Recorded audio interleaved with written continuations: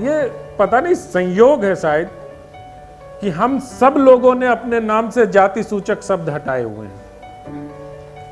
ये एक अनिल विभाकर हैं, रमेश रितंभर हैं, अरुण नारायण हैं और अनंत विजय हैं। ये मतलब कैसे, ये क्यों किया आपने? मतलब मुझे तो नहीं पता, लेकिन अगर आपको पता हो तो बताएं। और मुझे लगता है कि बिहार में ऐसे नामों का एक नाम, बहुत प्रचलित नाम है ऐसे, जो सुकेश रंजन, मुकेश रंजन या विनोद अनुपम या प्रेम भारद्वाज या अवधेश प्रीत या अनीश अंकुर। मतलब ये क्या है? ये जाति छुपाने के लिए सायास प्रयत्न किए गए, या एक ऐसा लंबा दौर आपने देखा होगा जब लोगों ने अपने जाति सूचक सरनेम को हटा के गोत्र लगाने शुरू कर दिए? ये इसको जरा समझना चाहते हैं सर। देखिए, हमारे समय में जो साहित्य का जो माहौल था, उसमें एक उपनाम लगाने का प्रचलन था पहले। तो मैंने तो उसी हिसाब से लगाया था। मैंने कोई सोच के लगाया नहीं था कि हाँ क्या है, और वो लोगों ने छोटा करते करते करते अनिल विभाकर तक कर दिया। बड़ा कितना लगा के लंबा था। बड़ा क्या था? कुमार सिन्हा सब लगा हुआ अच्छा। था। तो लोगों ने अपना हटा दिया, तो बन गया तो बन गया। इसलिए कोई न सायास है और न कोई प्रयोजन है इसका। संक्षेप में यही इसकी कथा है। बाद में तो एक दौर चला था, मैं समझता हूँ कि जब यहाँ जगन्नाथ मिश्र जी की सरकार थी उस समय जाति का नाम जो उपनाम था वो हटाने का शुरू हुआ था। और आपको याद होगा, डॉक्टर जगन्नाथ मिश्र ने अपना नाम मिश्र हटा दिया था जी। लेकिन अब भी वो मिश्र फिर चला आया है। लेकिन हमारा वैसे ही है, जैसे रहा वैसे ही है। रमेश जी, क्या मतलब, पहले मैं व्यक्तिगत से व्याप्ति की ओर जाऊंगा, तो पहले अपना व्यक्तिगत बताइए कि क्या इसके पीछे साहित्य की बात करें, इससे पहले साहित्यकार की बात कर लें, कि क्या जाति छुपाने की मंशा थी या जाति का विरोध करने की मंशा थी? देखिए, सबसे पहले जब भी हम युवा किशोर कलम पकड़ते हैं तो कविता से शुरू करते हैं। जब किशोर उम्र भावुकता का उम्र होता है, उसमें पहले की रवायत परंपरा है जो उर्दू कवियों में तखल्लुस उपनाम लगाने का। तो हमको लगता है शायद वही रवायत परंपरा हिंदी में आई होगी कि उपनाम कोई लगाया जाए।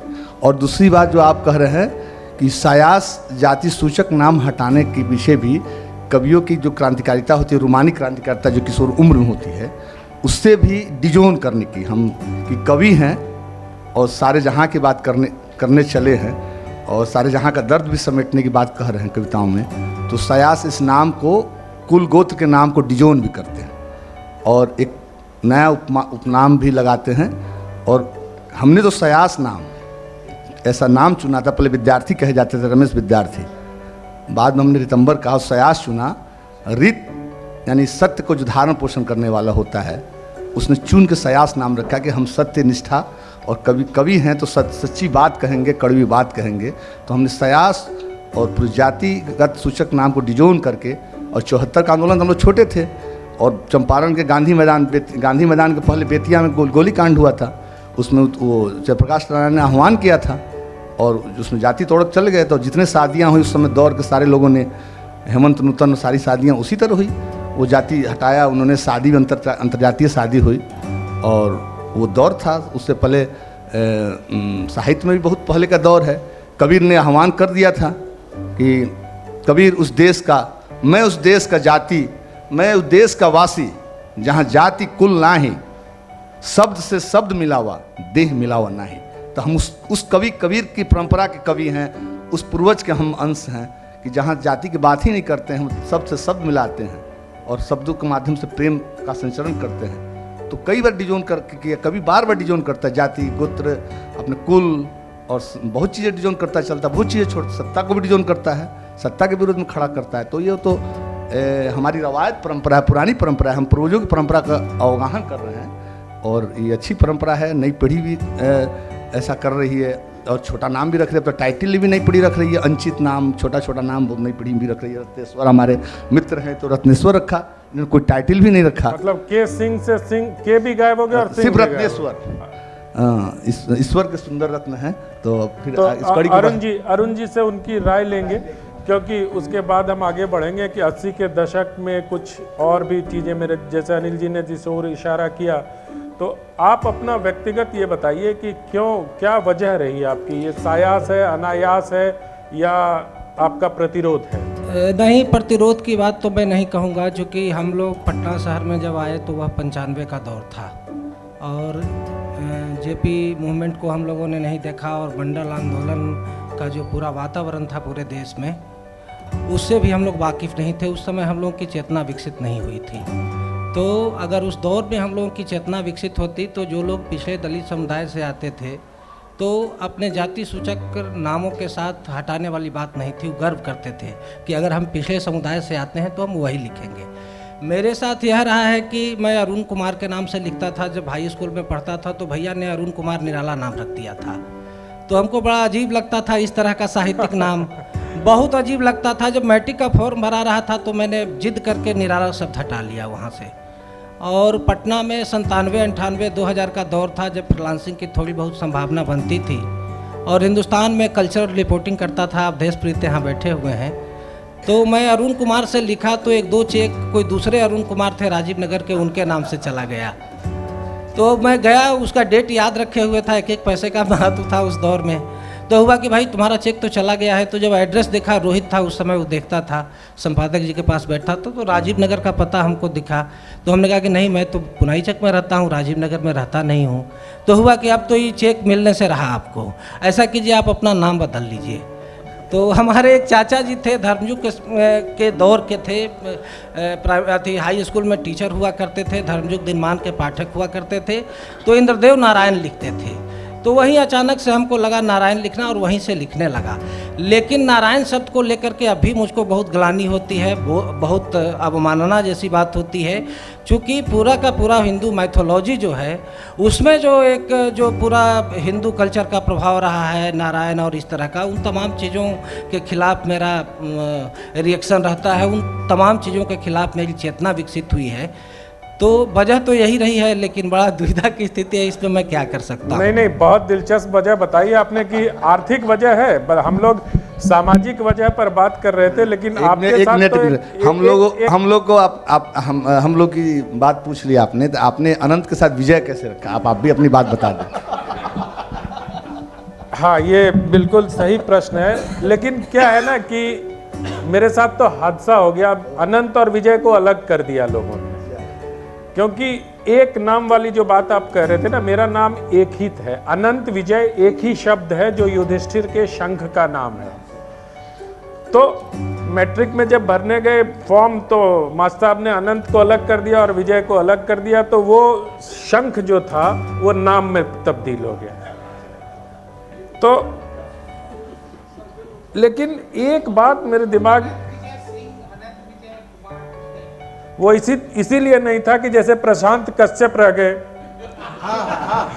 है ना, भूषण भी रह गए। तो इस पर अभी आ रहे हैं। मेरा अब अगला वही था कि ये तो हमारी व्यक्तिगत बात हुई अनिल जी, और जैसे कवियों के बारे में रमेश जी ने बताया कि रामधारी सिंह दिनकर, गोपाल सिंह नेपाली, फणीश्वर नाथ रेणु, आलोक धनवा, अरुण कमल, ये सब लोग हो गए। ये कवियों की बात तो थोड़ी समझ में आती है, पर क्या ऐसा कोई ऐसा दौर, आपने जगन्नाथ मिश्रा के दौर की बात की, उस दौर से लेके अब तक, क्योंकि अभी पिछले सत्र में रियर व्यू मिरर में देखने को बहुत मना किया गया है, लेकिन जब हम इस तरह के संवेदनशील विषय पर बात करेंगे, जाति के जंजाल में साहित्य, तो क्या बिहार की सामाजिक स्थिति ऐसी कभी आपको लगा हो कि बनी जिसकी वजह से माँ बाप को लगा कि हम अपने बच्चे के नाम से जाति सूचक जिससे बोध होता है उसको हटा लें?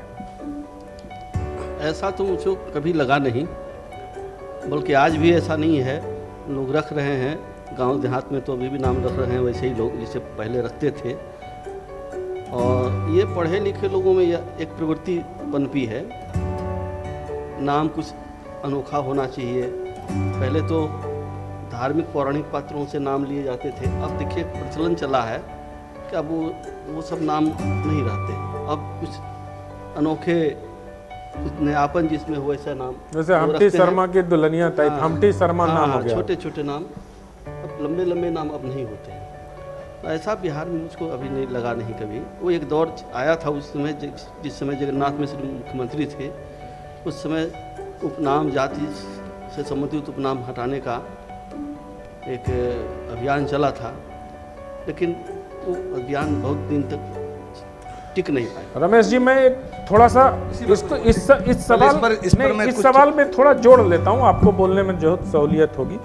एक तो होता है कि अपनी जातीय अस्मिता को लेकर कुछ लोग सचेत होते हैं, और कुछ लोगों को अपनी जातीय अस्मिता को छुपा लेने से थोड़ी सामाजिक सुरक्षा की आस होती है। आप समझ रहे हैं मैं क्या कहना चाहता हूँ? तो इसमें ये द्वंद्व भी कहीं काम करता था क्या? देखिए, जैसे अम्बेडकर ने कहा था कि दलितों की कब्रगाह है गांव। गांव में आज भी जो रेणु का उपन्यास आपने पढ़ा महिलांचल, वो सोलकन टोली या चमट टोली, बभन टोली सब था। उन्होंने कहा था दलितों को शहर में चला जाना चाहिए और उद्योग धंधों अपने जो कर्म है, भंगी कर्म छोड़ देना चाहिए, उद्योग धंधे करना चाहिए, शहर में जाति नहीं पूछी जाती है। फ़र्क आया है, बहुत फ़र्क आया है। बिहार में जो माता पिता गांव से आकर किसी वर्ग समाज के हों, शहर में अपने बच्चों को पढ़ा रहे हैं कॉन्वेंट स्कूल में, वो साहित्यिक नाम का किताब खरीद के 101 नाम की किताब बाजार में बिक रही है।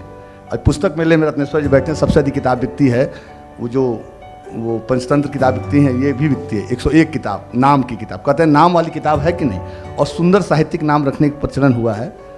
तो ये फर्क आया है, लोग जाति सूचक नाम, अब पढ़े लिखे लोग जो शहरों में रह रहे हैं, दो समाज बिहार में है। बिहार में कई समाज है, एक शहरी समाज है, और शहरों में भी कई समाज, शहर में भी बहुत ऐसे टोले मोहल्ले हैं जो जाति सघन टोले मोहल्ले हैं। लेकिन कॉस्मोपॉलिटन मिक्स जो टोला होता है, मिक्स मोहल्ला, जो नया डेवलप मोहल्ला है, नया डेवलप जो कॉलोनी है, मिक्स कॉलोनी, हर जाति के लोग उसमें रहें, तो फ़र्क आया है। वो जाति आपस में संवाद हो रहा है। ठीक है, अम्बेडकर गांधी ने कहा था रोटी बेटी का संबंध होना चाहिए। नए बच्चे तोड़ रहे हैं, इंटरकास्ट मैरिज कर रहे हैं, अब इंटर रिलेशन, अब अंतर्जातीय शादी की बात भी हो रही है, अब अंतर धार्मिक शादी भी बिहार में बहुत, हमारे लोग पटना में है रंगकर्मी, और बहुत ऐसे कवि लेखक है जिन्होंने किया भी है, साहस किया है। तो फ़र्क आया है, समाज बदला है, लेकिन अभी जड़ता है समाज में, अभी भी जाति में भी जाति है। यहाँ तो हमको लगता है कि सरयू ब्राह्मण में सरयू पानी साकदेवी से ब्राह्मण से वो करे तो शादी नहीं करता है। अंबस कास्ट जो श्रीवास्तव कास्ट है, वो कर्ण कास्ट से अपने शादी विवाह नहीं करते हैं। वो हर जाति में जात के अंदर भी होता है कि जात में जात केलन के पात, जो कहा गया है कवियों के द्वारा, वो हमारे भक्त कवियों द्वारा। तो यह संकट है, हमें इसी को डिजोन करके, इसी को निकल के बाहर आना है। और अभी पहले सत्र में यही बात, पहले सत्र में यही क्या निकल के बाहर आने, जिस आप जो फ्यूचर का रास्ता दिखा रहे हैं भविष्य का, कि इससे निकल के आना है उस स्टिग्मा से, क्या उसी के लिए हमारी पीढ़ी ने या हमारे पहले की पीढ़ी ने नाम बदले? हाँ, मैं इसमें यही मेरा कहना है कि अभी दोनों तरह का द्वंद्व संक्रमण काल समाज में चल रहा है। पहले सत्र में उदय शंकर जी साहब कहा कि अगर हम अपने दायरे और जाति के दायरे से बाहर नहीं निकलेंगे, हम समाज में निकलते हैं, जब पटना किसी बाज़ार में हम किसी से पूछ के जाति से सामान नहीं खरीदते हैं, दर्जी से पूछ के कपड़ा नहीं देते हैं, फल वाले से पूछ के जाति नहीं करते हैं, फिर हम अपने व्यक्तिगत घर से बाहर निकलते हैं। मुख्य न्यायाधीश ने कहा था पिछले बार रोते हुए कि घर से बाहर निकलने पर कोई हमसे पूछ नहीं सकता कि आप किसकी पूजा करते हैं और आपकी जाति क्या है। आपकी व्यक्तिगत निष्ठा, व्यक्तिगत आचरण घर के कमरे तक, घर के परिवार तक बंद है। हम उसको, आज समाज में, दुनिया में यही संकट है कि हम सारे घर के झगड़ों को, घर की आस्था निष्ठा को हम सड़क पर ले आए। सर अरुण जी हम में सब में छोटे हैं, उनको, उनके साथ अन्याय ना हो जाए, उनको भी बोलने का पूरा मौका मिलना चाहिए। अरुण जी, अब हम थोड़ा साहित्य पे आते हैं, व्यक्तिगत चीजें हो गई।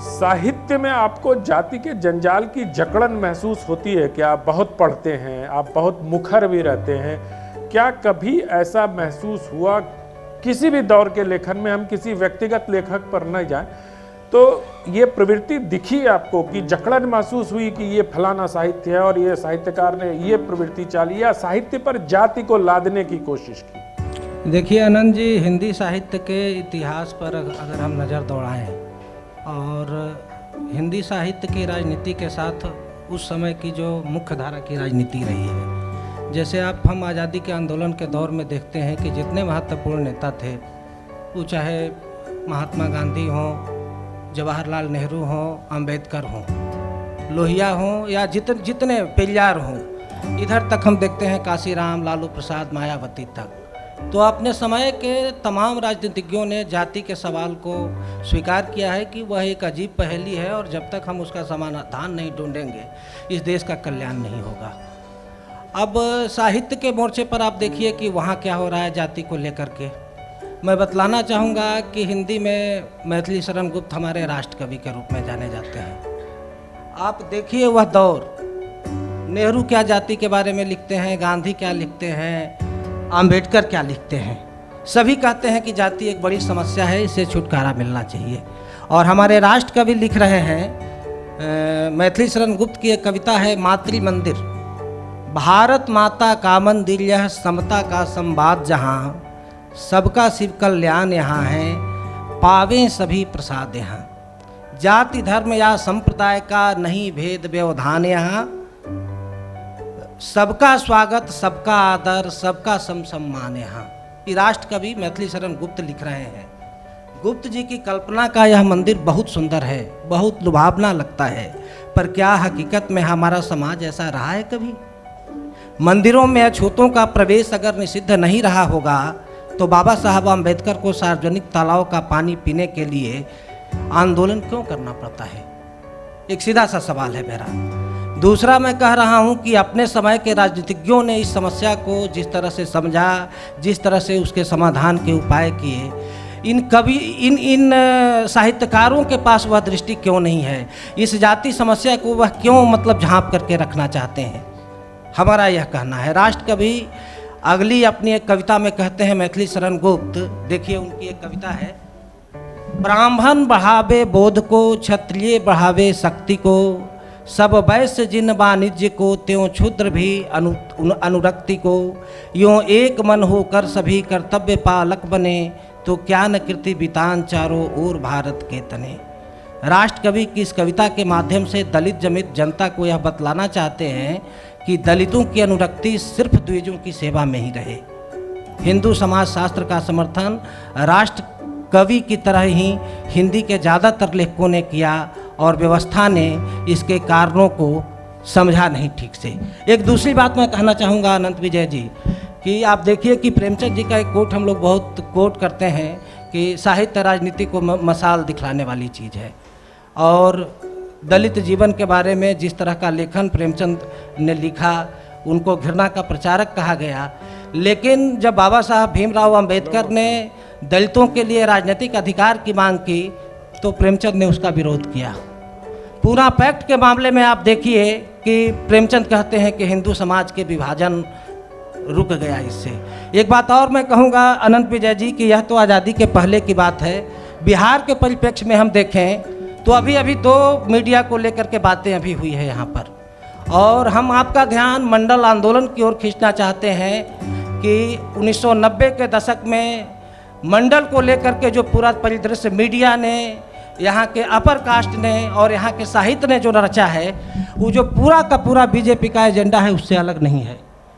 मैं कुछ उदाहरण देना चाहूँगा आपको कि मंडल के दौर में कुछ वामपंथी लेखकों ने उपन्यास लिखे हैं। एक उपन्यासकार हैं, सीपीआई के मेंबर रहे हैं, रमेश चंद्र प्रसाद सिन्हा, उनका एक उपन्यास है अभय कथा। एक दूसरा उपन्यास का जिक्र मैं करना चाहता हूँ, भगवती शरण मिश्र हैं, जिन्होंने अर्थ मुख्यमंत्री कथा के नाम से एक उपन्यास की रचना की है। एक हरे प्रकाश उपाध्याय हैं, जिन्होंने बखेड़ापुर नामक उपन्यास लिखा है, और अभी हमारे अवधेश प्रीत बड़े भाई हैं, बैठे हुए हैं। बहुत चर्चा है अशोक राजपथ की, लेकिन उसको पढ़ते हुए आपको साफ साफ लगेगा कि मंडल का दौर, जो लोग उसको प्रचारित करते रहे हैं जंगल राज के रूप में, पूरा वहाँ रंजन यादव के पैरोडी बन करके रह गए हैं। हमारा सवाल है कि मंडल जिसके लिए जाना जाता है, जो उसका पॉजिटिव पक्ष रहा है, आप कल्पना करें उस समय बाबरी मस्जिद का वह कैसा दौर रहा होगा जब आडवाणी जी रथ यात्रा लेकर के निकल रहे हैं। अगर यूपी में, बिहार में मंडल की शक्तियाँ नहीं होती तो क्या गुजरात हमारा या हिंदी पट्टी नहीं बन गया होता? अब बताइए कि बिहार के किस लेखक ने, किस उपन्यासकार ने यह जो सांप्रदायिकता विरोधी जो मंडल की जो देन रही है उसको रेखांकित किया है। एक दूसरी बात मैं कहना चाहूँगा कि बिहार की राजनीति का 90 का दशक सबसे ज़्यादा संवेदनशील, सबसे ज़्यादा उथल पुथल का दौर रहा है। पूरी अब तक की जो राजनीति की जो संरचना थी, वहाँ जो एक खास मध्यवर्गीय, उच्च वर्गीय लोगों का राजनीति के पायदान पर कब्जा था, मंडल का ही वह दौर है कि पूरा का पूरा जो एक सवलटन समाज है, सत्ता की संरचना का हिस्सेदार बनता है। तो हमारा सवाल है कि इस पर विचार होना चाहिए, गंभीरता से होना चाहिए। बिल्कुल, लेकिन हम जरा राजनीति से अगर साहित्य की तरफ लौटे, जैसे आपने सुमित्रा नंदन पंत जी का उदाहरण बहुत अच्छा दिया, 3 उपन्यास आपने बहुत अच्छे बताए, और इसमें कोई शक नहीं कि 90 के दौर ने सामाजिक न्याय की जो जोत जलाई वो लगातार मजबूत होती चली गई। लेकिन हम जाति के जंजाल में साहित्य पर जब बात कर रहे हैं, मैंने अभी अवधेश प्रीत जी का अशोक राजपथ नहीं पढ़ा है, मैं ये जानना चाहता हूँ कि उस जात, जो मेरा मूल प्रश्न था कि रमेश जी आपको कभी जाति की जकड़न महसूस हुई साहित्य में या नहीं? देखिए कि जो जिस समाज वर्ग से आता है वो अपना अनुभव और संस्कार पृष्ठभूमि लेके आता है। बहुत सही। अगर आग जानती है जलने की पीड़ा, और लोहे का स्वाद उस लोहार से मत पूछो, उस घोड़े से पूछो जिसके मुंह में जबान रहती, जिसके मुंह में वो लगाम रहती है। कहना ये है कि अमीरों का भी अपना दुख है, वो भी साहित्य में क्या कहते हैं, स्वांत सुखाय, जो तुलसीदास कहते हैं। तो जिस दलित और ओबीसी या जो कहे स्त्रियाँ, बच्चा जनने की पीड़ा हिंदी साहित्य में कभी नहीं आई थी, वो जया जदवानी ही लिखती हैं। और बेटी जन रही है, पति भी साथ में नहीं है, और सास छोड़ के चली गई, एक बेटी हो रहा है। हंस में कहानी राजेंद्र यादव ने छापी थी और 3 स्त्री विमर्श के वो विश्रांक भी निकाला था। तो कोई कितना ही पुरुष पर काया प्रवेश कर जाए, और 2 साहित्य है, एक सहानुभूति का, एक स्वानुभूति का। तो स्त्री की पीड़ा, बलात्कार के अनुभव की पीड़ा, बच्चा जनने की पीड़ा कोई स्त्री ही व्यक्त कर सकती। उसी तरह दलित हिंदी साहित्य में सत्यम शिवम सुंदरम की अवधारणा थी, दलित साहित्य स्त्री साहित्य ने पलट के रख दिया है। अब आक्रोश, गुस्सा, चीख, चित्कार, रुदन, गाली भी हिंदी साहित्य के शब्दावली और सौंदर्य शास्त्र की विषय है। सिर्फ गुडगुड नहीं है, हिंदी साहित्य खुद गुडगुड नहीं है, अच्छा चीज़ नहीं है कि फूल चिड़िया चांद हिंदी साहित्य अब नहीं रहा। अब स्त्रियों की का क्रंदन, दलितों आदिवासियों का क्रंदन, वो साहित्य में आया। और जिससे बात कर रहे थे उस दौर का, उस दौर में ही जयशंकर प्रसाद ने विराम चिन्ह जैसी कहानी लिखी थी, राधे की माँ लेकर लाश मंदिर के चौखट में मर जाती है और मंदिर में वो छूतों का प्रवेश नहीं होता है। और महात्मा गांधी और पेरियार गुरुस्वामी ने मंदिर प्रवेश का आंदोलन 1933 में करते हैं। महाड़ आंदोलन होता है और ठाकुर का कुआं जैसी कहानी प्रेमचंद ही लिखते हैं। वो प्रभाव था, राजनीतिक आंदोलन का प्रभाव था। सदगति जैसी कहानी कि आज भी हिंदू समाज का जो जाति की गांठ है, एक अकेले जाति, एक अकेले के हाथों क्या वो टांगी चलाने से वो टूट के कटने वाली नहीं गांठ, वो लकड़ी नहीं है, वो जाति की गांठ है। ये सब मिल के अगर तोड़ेंगे। और उसी दौर में निराला चौधरी चमार बिल्लेसुर बकरिया लिख रहे हैं, और उसी दौर में निराला आह्वान भी कर रहे हैं कि जल्द जल्द पैर बढ़ाओ, आओ आओ, आज अमीरों की हवेली, किसानों की होगी पाठशाला। और वो इंगित कर देते हैं कौन समाज का भाग बदलेंगे, धोबी पासी चमार तेली मिलकर खोलेंगे अंधेरे का ताला, आओ आओ जल्द जल्द पैर बढ़ाओ। निराला बहुत पहले आह्वान कर दिए थे। और उसी प्रेमचंद को इतना विरोध कर, मगर दलित लोग विरोध करते हैं, बहुत बात करते हैं, करना चाहिए, गुस्सा जाए कि हमारा नायक का नाम क्यों रखा, हमारे वर्ग का नायक क्यों रखा। लेकिन उसी गोदान में जो आज भी दलित इतना साहस नहीं कर पा रहे, गोदान में कहा कि तुम हमको ब्राह्मण नहीं बना सकते हो, हम तुमको दलित बनाएंगे। और मुंह में हड्डी पटक के, आज भी कोई दलित किसी ब्राह्मण को मुंह में हड्डी पटक के नहीं खिला सकता है, ये गोदान में प्रेमचंद ने कर दिया था। तो ये साहित्य में उसी लिए उनको घृणा का प्रचारक भी कहा गया था, बनारसी दास चतुर्वेदी सब उनको घृणा का प्रचारक भी कहते हैं। तो ये घटित है। और प्रेमचंद तो कहे कि जब बनारस के पंडितों को वो शास्त्र ज्ञान की बात हो रही थी, तू कहता कागज की लेखी, तो मैं कहता अखंड की देखी बात कह रहे थे, तो कहा कि भाई मैं काशी का जुलाहा, बूझ मर ज्ञान, तुम बड़ा पंडित शास्त्र के सतर्क ज्ञानी बनते हो, तो मैं जुलाहा हूँ, अब जीवन का अनुभव है, मैं पढ़ा लिखा नहीं हूँ, मेरा ज्ञान समझ लो, तुम मेरा रहस्य बात समझो। और कहते हैं राम रैदास जी, मीरा भाई अपना गुरु बनाई थी कि मेरी जाति विख्यात चमारा, मैं डिजोन नहीं करता। ये भी कहा था अपने कबीर ने कि तू बामन बामनी का आया, आन रास्ते क्यों नहीं आया, एक ही माँ के गर्भ से पैदा हुए हैं। और उन्होंने कहा कि एक ही चाम, एक ही मलमूत्र, एक ही गुद्दा, क्या बाभन क्या सुद्दा, ये सब डिस्कोर्स हुआ है। और गांठ जैसी कहानी रामधारी सिंह दिवाकर लिखते हैं इसी बिहार में। मैलाचल में तो दिखा रहा है कि कौन कौन टोला है और उसमें जातियों के नाम लोग सिंह लगा लिए। अब सभी जातियों ने सिंह लगा लिए, शर्मा लगा लिया, राय लगा लिया। पता नहीं चलता है कि कौन सिंह है, कौन शर्मा है, कौन राय है। अभी राय हमारे कर्नल बहाल रजिस्ट्रार कहते हैं कि ये कौन राय है, ये वाला लालू जी वाला राय है, ये फलना जी वाला राय है, कि बंगाली वाला राय है। रमेश जी वो उधर उस पर नजर हाँ, डालिए। वो बस 1 मिनट और बस कहना है इसमें। 7 मिनट से आप बोल रहे हैं। हाँ, 1 मिनट बस में यही कहना है कि ये हमारे समाज में जो अंतर्विरोध है, जिससे हम सब जूझ रहे हैं, जकड़ रहे हैं, उसी के बीच में हम जूझते हुए द्वंद्व से रास्ता भी निकालने की कोशिश कर रहे हैं। और कोई अपनी पीड़ा और अनुभव लिख रहा है, अंतर्विरोध को लिख रहा है, तो वो भी सोच रहा है कि समाज अच्छा बने।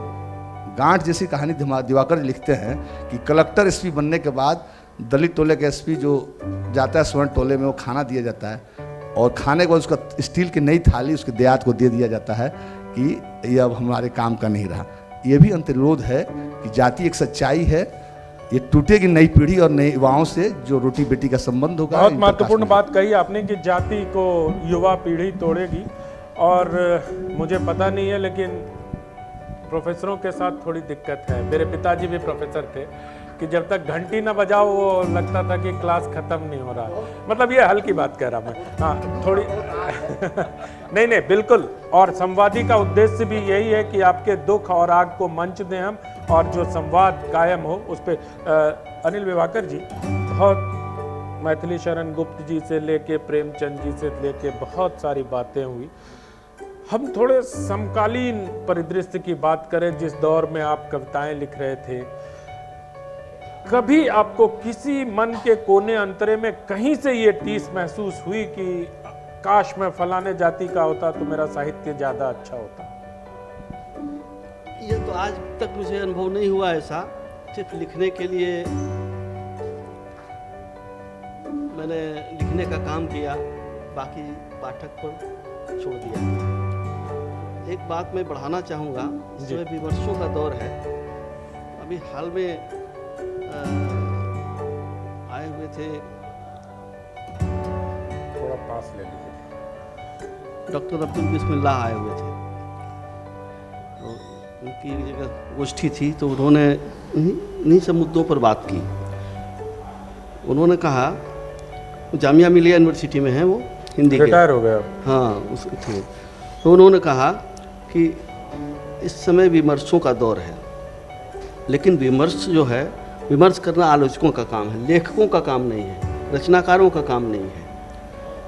सबसे पहली बात यह होती है कि आप लिख क्या रहे हैं, इसकी गुणवत्ता।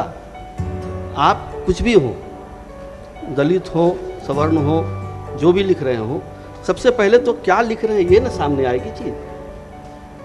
आप जाति से, वर्ण से, वर्ग से आप उसका पैमाना रखेंगे तो आपकी गुणवत्ता जो है, लेखन की जो गुणवत्ता है, वो सामने नहीं आएगी। अंततः लेखन पहले है, आप क्या लिख रहे हैं वही पहले जाएगा, बाद में आएगा आप कौन है और क्या है। दूसरी बात, ये सहानुभूति और अनुभूति के साहित्य के बारे में जो बात आ रही है, मेरा ये कहना है कि अब न अनुभूति की बात हो रही है, पहले तो सहानुभूति की बात हो रही थी। तो सहानुभूति कोई गलत चीज़ है थोड़ी। अगर कोई सहानुभूति रख रहा है तो अपराध कर रहा है क्या? अगर इसको माना जा रहा है, आलोचना का कारण माना जा रहा है, तो ये सर्वथा अनुचित है। अरुण जी, अभी अनिल विभाकर जी ने जो बातें कही हैं, उससे ये लगता है कि विमर्श के साहित्य ने जो, और 20 साल से विमर्श का साहित्य चल रहा है। मैं तो जब से 20-22 साल से साहित्य की दुनिया को देख रहा हूँ, रमेश जी भी देख रहे हैं। राजेंद्र यादव जी ने तमाम तरह के विमर्श चलाए, दलित विमर्श, स्त्री विमर्श, और भी कई विमर्श उनके चलते थे जो मन से नहीं कहे जा सकते हैं। तो क्या विमर्श के साहित्य ने रचनात्मकता को बाधित किया कहीं, जैसा जिस ओर अनिल विभाकर जी इशारा कर रहे हैं कि रचना तो मूलतः रचना होती है? अनिल जी की विभाकर से मैं सहमत नहीं हूँ। मेरा कहना है कि हम जिस समाज में रह रहे हैं, समाज कोई लेखन कोई अमूर्त चीज थोड़ी नहीं है कि मतलब आप कोई तीसरी कंट्री के देश में चले गए और समाज का कोई रिफ्लेक्शन आप पर नहीं होगा। जिस तरह का समाज होगा उस तरह का तो प्रभाव पड़ेगा ही रचनात्मकता पर। और जहाँ तक विमर्शों की बात कर रहे हैं तो विमर्शों ने हिंदी साहित्य की दुनिया का विस्तार किया है, उसका क्षितिज बहुत व्यापक हुआ है। आप कह रहे हैं कि 1980 के दशक के बाद कह रहे हैं, तो आप देखिए कि जो एक दौर में जो हिंदी में जो नई कहानी के दौर के बाद से साठोत्तरी तक में देखिएगा कि एक ख़ास तरह के शहरी जीवन की जो चीज़ें लिखी जा रही थी, अब देखिए कि अब बहुत बदलाव आया है। अब कोई राजेंद्र जैसे लोग असुर जनजाति को लेकर के उपन्यास लिखते हैं, तो रेडिएशन को लेकर के कोई महुआबाजी उपन्यास लेकर के आ रही है, तो कोई पूरी जो गिरमिटिया की अवधारणा हिंदी में है, अश्विनी कुमार पंकज जैसे लोग आदिवासी नज़रिए से उस डिस्कोर्स को सामने ला रहे हैं। और मेरा तो कहना यह है कि विमर्शों के आने का सबसे बड़ा लाभ यह हुआ है कि हिंदी लेखन में जो एक हिंदूवादी धारा विकसित हुई थी, और उसका कारण था कि धर्म पर चोट की प्रवृत्ति नहीं थी, जिससे जाति व्यवस्था का संबंध जुड़ता है, जिससे स्त्री हिंसा का संबंध जुड़ता है।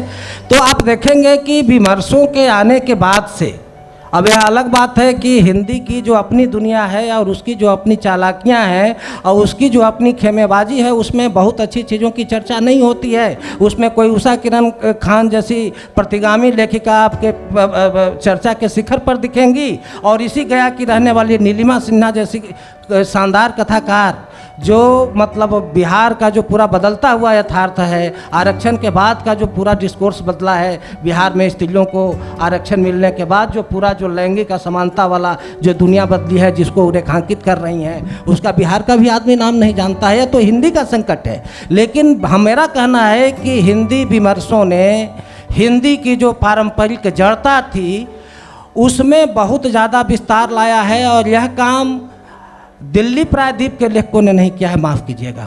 रमेश जी, क्या मतलब ये जो जिस ओर अरुण जी ने इशारा किया विमर्शों के साहित्य पर, विमर्शों के साहित्य ने साहित्य में जाति की अवधारणा को तोड़ा है या और मजबूत किया है? कैसा लगता है आपको? मैं थोड़ा मेरा मानना है गैर पारंपरिक सवाल पूछ रहा हूं आपसे। मेरा मानना है कि विमर्श से पारंपरिक चीज़ें टूटती हैं। जाति की भी का भी डिस्कोर्स बदला है, स्त्री का भी देखने का नज़रिया बदला, पूरा पुरुषों का नज़रिया बदल कर रख दिया।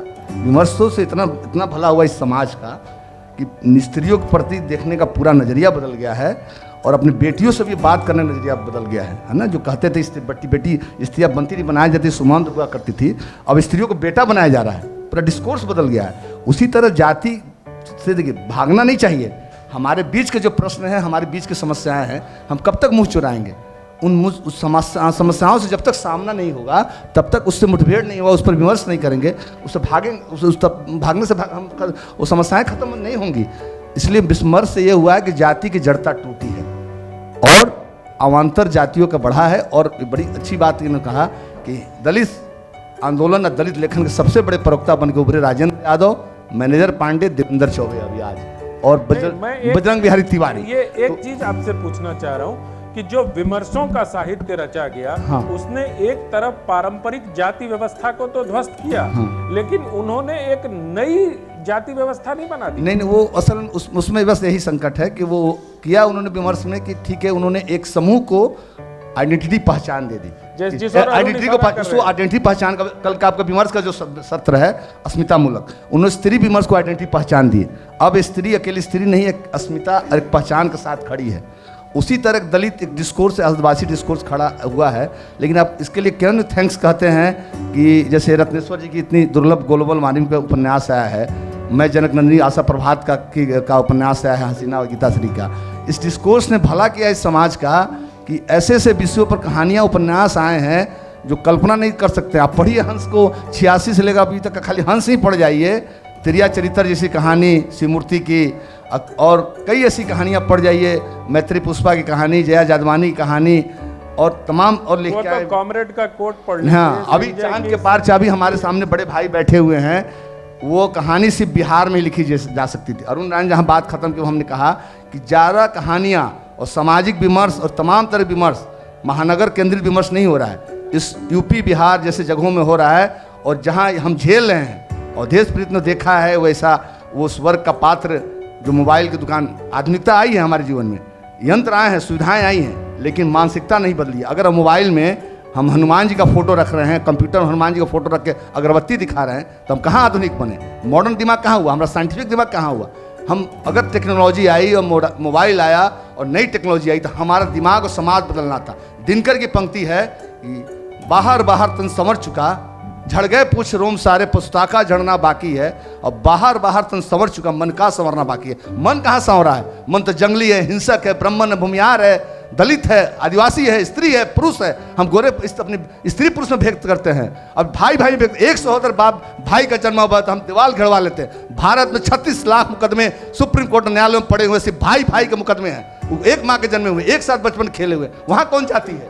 वहाँ कौन जाती है? स्त्री माँ हमको जिस जन्म दिया, उस स्त्री को हम बाजार में बेचते थे, खड़ा करते रहे। अभी बलात्कार हुआ और हमारे एक संवेदनहीनता के चलते, हमारी एक संवेदनशीलता के भाव के चलते, एक भाषा क्या खेल करती है। उत्तर विखंडनवादी उत्तर आधुनिकता में भाषा का सबसे बड़ा मामला है। एक भाषा से सारा समाज बदल जाता है। एक द्रौपदी नहीं कहती अंधा का बेटा अंधा होगा और युद्ध नहीं होता। दुर्योधन 5 गांव देने को तैयार था, पूरा देने को तैयार था, पूरा राज देने को तैयार था, लेकिन एक जो भाषा की फांक, अब जो फांक अंदर में धसी थी वही हुआ।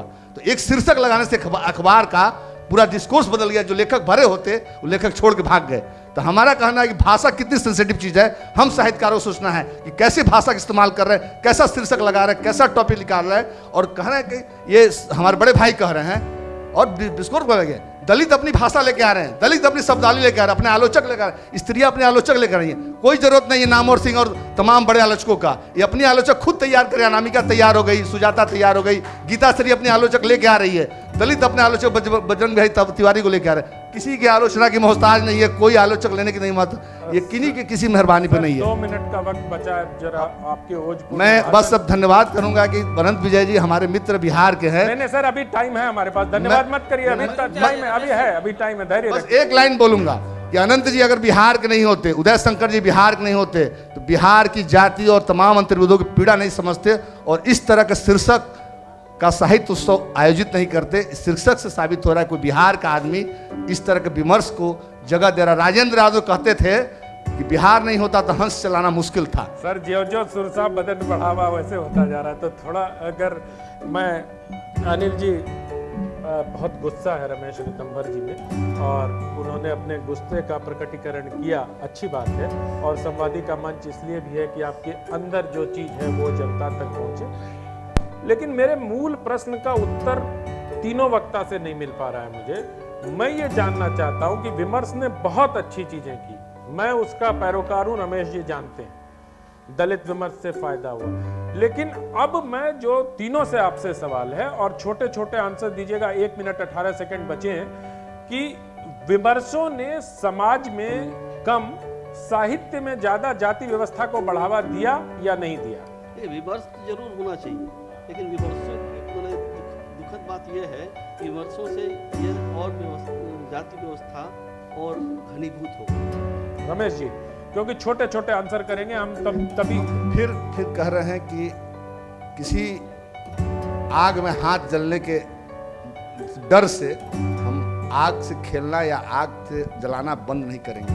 विमर्श हुआ है और ठीक है, उन्होंने अपना अपना समूह ग्रुप तैयार किया है और ठीक है, स्त्रियां अपने मंचों पर जगह नहीं दे रही पुरुषों को, इसलिए पुरुष स्त्रियों को मंच पर जगह नहीं दे रहे थे। आज बैठे हम लोग 4, 30 सेकंड बैठे हम 4, अनंत जी को बधाई, हम 4 किसी एक समुदाय और एक वर्ण जाति समूह से नहीं आते हैं, बस इतना काफी है। साहित्य में अगर आप साहित्यकार हैं और अगर आप संवेदनशील हैं तो जातिवादी के बारे में अगर दिमाग में आता है तो प्रथमतः और मूलतः और अंततः मेरे लिए वो साहित्यकार नहीं है। मैं अपनी व्यक्तिगत राय, अरुण जी की राय। अनंत जी, मेरे मन में 2 बातें हैं, दोनों मैं कहना चाहता हूँ। एक तो अभी जो दैनिक जागरण के बारे में जो पूरा वातावरण है, और घर से निकलने के पहले कई मित्रों के फ़ोन आते रहे, तो मुझको बड़ा अजीब लग रहा था कि कल मैं आपके साथ था और आज अचानक कैसी क्या बातें आ गई। तो मेरा अपना पर्सनल है कि मैं इस तरह के कांड की भर्त्सना करता हूं और एक आग्रह करूंगा आप लोगों से कि आप लोग संवेदनशील हैं, आप लोग किसी पछड़े में पड़ने वाले नहीं हैं, लेकिन हम लोग जिस दुनिया में रह रहे हैं, जिस समाज में रह रहे हैं, तो इस तरह की घटनाओं को का जस्टिफिकेशन ठीक नहीं है। और मेरा पर्सनल सजेशन होगा कि इस तरह की घटनाओं पर मतलब आप अगर यह निर्णय ले सकें कि भाई हम इसके खिलाफ हैं, हमारी इस तरह की मंशा नहीं रही है, तो एक बेहतर इससे सार्थक पहल निकलेगी। और जहाँ तक आपने कहा, मैं आपके विषय पर आता हूँ, ज़्यादा नहीं जाऊँगा, कि विमर्शों ने जातिवाद को फैलाया नहीं है। देखिए, उसको देखने का तरीका है।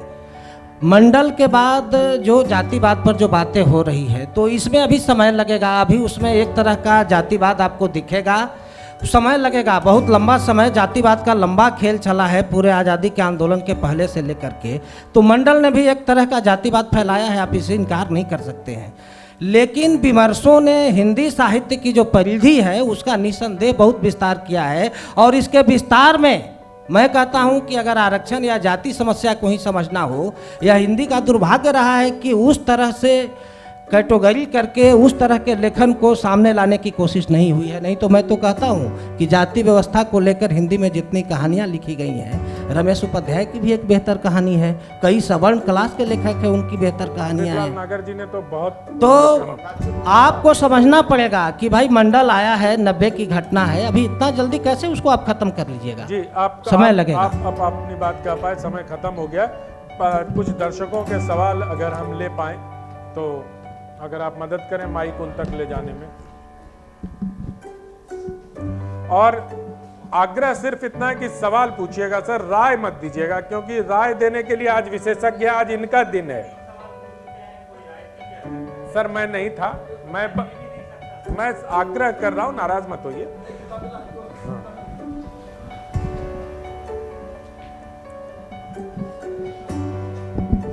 धन्यवाद। उम्मीद तो नहीं थी माइक पहुंचेगा। खैर, तो पहली चीज़ ये थी कि साहित्य में बता दें कि साहित्यकारों ने झूठ बहुत फैलाया है। सीधा सीधा कह रहे हैं, जैसे अभी अभी आपने उदाहरण दिया, अंधे का बेटा अंधा, ये साहित्य का है, महाभारत का नहीं है, माइंड इट। ये साहित्य में धर्मयुग नाम की पत्रिका में अंधा युग नाम के नाटक का डायलॉग है, महाभारत से नहीं है। ठीक है, तो इस किस्म के जो झूठ फैलाए गए हैं साहित्य के जरिए, इनको हटाने के लिए या इनके विरोध में आप लोगों ने क्या किया? धन्यवाद। रमेश जी चलिए, आप माइक आपके बगल में बोलिए। साहित्य झूठ नहीं फैलाता है, साहित्य का आदर्श रचता है। तुलसीदास, एक मिनट, तुलसीदास ने रामराज की जो परिकल्पना की थी वो एक आदर्श था। दैहिक दैविक भौतिक तापा रामराज काहू नहीं पाया। ऐसा समाज जहाँ सोचने मात्र से कष्ट नहीं होगा, कभी नहीं आएगा। सतयुग कभी नहीं आएगा, दूध की नदी कभी नहीं बहेगी। और साम्यवाद जहाँ अमीर गरीब या सुविधा एक नहीं होंगे। साहित्य एक आदर्श समाज की कल्पना करता है, और उसको झूठ कह लीजिए, कल्पना कह लीजिए, गल्प कह लीजिए, किस्सा कह लीजिए, कविता कह लीजिए, साहित्य रचेगा, कल्पना ही रचेगा, आदर्श रचेगा। क्योंकि यथार्थ बहुत जटिल और यथार्थ बहुत नंगा है। यथार्थ में पढ़िएगा तो जल जाइएगा। नहीं, उनका ये कहना था, जहां तक मैं समझ पाया भाई साहब, ये नहीं, ये नहीं कह रहे थे। वो ये कह रहे थे कि साहित्य में रचने के नाम पर जिस तरह अपने स्क्रिप्चर से कुछ गलत चीजें कोट करके 300 रामायण है, 300 रामायण है, हर किसी का रामायण, हर किसी का महाभारत है। अभी नरेंद्र कोहली भी आने वाले थे, नहीं आए। आ गए। नरेंद्र कोहली जी आए, सत्र उनका कल है। हाँ, उनका वैज्ञानिक और राम कथा को और महाभारत कथा को मैं जनकनंदी में लिखा आज के संदर्भ में। सीता वाल्मीकि कहती है कि मैंने तुम्हारा राम, हे राम, अपना सतीत्व दे दिया, तुमने नहीं रक्षा के तुम जानो, मतलब तुम पुरुष पर सवाल है, ये वाल्मीकि ने कहा था। तो ये सवाल आज भी है, हर साहित्यकार अपने समय का सच लिखता है। मैं वीरेंद्र झा हूँ सर। नामवर सिंह ने एक बार कहा था, तो क्या गाय पर निबंध लिखने के लिए गाय बनना जरूरी है? गाय पर रमेश जी, प्रोफेसर साहब किन से सवाल है? अच्छा, देखिए, नामवर जी ने कहा ना, तो उसके बाद गंगा में पानी बहुत बह गया, पर काया प्रवेश की अवधारणा है। शंकराचार्य का जब मंडन मिश्र की पत्नी ने कहा कि शादी नहीं की है और क्या गृहस्थ जीवन का कुछ गोपन रहस्य पूछना चाहा, तो फिर वो किसी मृत काया में प्रवेश करके, और हिंदी में साहित्यकारों को भी कहा जाता है पर काया प्रवेश, हम किसी के साथ रख के और स्टडी किया जाता है। जैसे पीएचडी करने लड़के जाते हैं, साहित्यकार भी रह के जंगल में, पहाड़ पर उन आदिवासियों का जीवन जी कर और कविताएं लिखता है, उन तक जाता है। लेकिन हो सकता है कि उनकी चेतना को भी विस्तार करते करते कुछ चीज़ें छूट जाती हैं। छूटेगा ही, जो आदमी अपना बोलेगा, मूक आवाज़ें जब बोलने लगेंगी, उनकी आवाज़ों में और जो साहित्यकार लिख रहा है, फर्क आ ही जाएगा। सर एक नामवर जी कहने पर गंगा में पानी बहुत बह गया, नामवर जी पुराने पड़ गए। एक और सज्जन है जिन्होंने भी अपने नाम की पहचान छुपाई है, उनका नाम है प्रशांत कश्यप, और वो अब नहीं, तो मेरा नाम छुपाने के पीछे बहुत सीधा सा कारण था कि मेरे बाबा बोले कि दिखना नहीं चाहिए कि तुम फॉरवर्ड हो, तो बहुत सुनिए, सीधी सी बहुत बात। बढ़िया। हाँ, तो चलिए, कम से मेरा कम नाम आपने गोत्र साफ- में इसलिए बदल गया। आपने साफगोई से स्वीकार तो जी किया। जी, मेरे बाबा ने गलती की तो हम उसको स्वीकार करें। जी, आप दोनों से मेरा प्रश्न है। मैं ज़्यादा साहित्य से जुड़ा हुआ व्यक्ति नहीं हूँ, बस जैसे कोई कहानी सामने आ गया तो मैं पढ़ लिया, उस तरह का है। मेरे एक मित्र हैं, मैं झारखंड में पला बढ़ा और पूरी ज़िंदगी संथाल में मतलब जब तक रहा जमशेदपुर में तो टाटा से जुड़ा हुआ था, तो संथाल में खूब घूमने का मौका मिला है मुझे। वहाँ का मेरा एक दोस्त है, कमल सिंह नाम है, एकदम झारखंड का दोस्त है वो। मैंने उसको कई बार बोला कि तुम आदिवासी साहित्य कभी मुझे पढ़ाते नहीं हो, कुछ दिया करो कि मैं पढ़ूं। उसने बोला कि क्या पढ़ोगे, उसने सिर्फ हमें रोते दिखाया है। The beautiful life of arts has never come out in stories. जो मेरी खूबसूरती थी मेरी ज़िंदगी की, उसको तो कभी दलित साहित्य या आदिवासी साहित्य के रूप में पेश ही नहीं किया, पेश हमेशा सिर्फ हमारे रोने को किया है। एक बार खूबसूरत चीज़ हमें दीजिए, लेट अस फील, हम आपकी ज़िंदगी में आए, देखें, खुश भी हों। एक मिनट हम बोल रहे फिर कहा गया कि साहित्य, हमने पहले कह दिया था, साहित्य में 9 रस है, बहुत अब 11वां रस हो गया, क्रांति आक्रोश रस हो गया।